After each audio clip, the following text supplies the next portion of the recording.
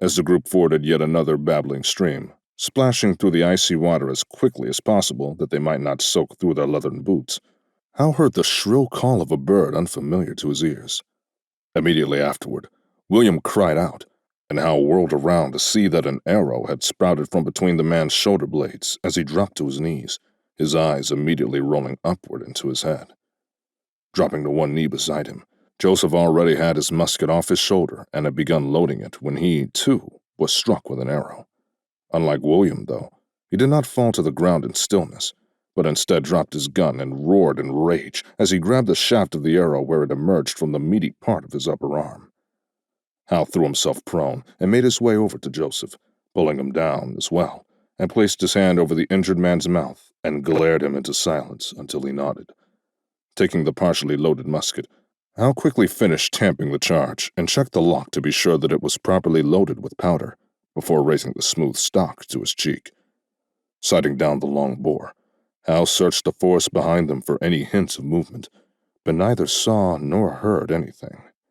After the span of many wild heartbeats, he concluded that the attack was over and permitted himself to believe that they were not all to be scalped in this place. There must have been at least 2 who attacked, otherwise there would have been no reason for the call he'd heard. However, if there had been a full war party, they would have already charged Hal's tiny command with war axes and clubs, intent on finishing the attack with outright butchery. Reasoning that the attack must now be over, and their assailants fled, he lowered the musket from his shoulder and willed himself to at least the appearance of calmness. Scrabbling over the loose, damp leaves of the forest floor, he reached William's prone form and checked the man's neck for the pulse of life. There was nothing to feel there, though, and Hal sighed deeply as he reached up and closed the man's eyes. He unbuckled and dragged the dead man's pack over to where Joseph was stifling groans of pain. "Be still," Hal hissed, as he tore away the stout fabric of Joseph's shirt from the blood-soaked rip where the arrow had passed through. Hal slid his fingers around to check whether the point of the arrow had penetrated through to the other side, but found no further injury there. Tugging at the arrow, Hal was surprised and gratified when it slid out of the wound cleanly, revealing a hardened wooden tip, rather than the barbed flint head he'd seen on the arrows of the Iroquois he was familiar with. As he cast the arrow aside, he noted that the wound bled profusely, but did not spurt, a good sign. "You were born to be hanged, Joseph. Be still a moment longer, and hold pressure on the wound for a second while I ready a bandage." Joseph gritted his teeth and nodded, reaching up with his good hand to apply pressure.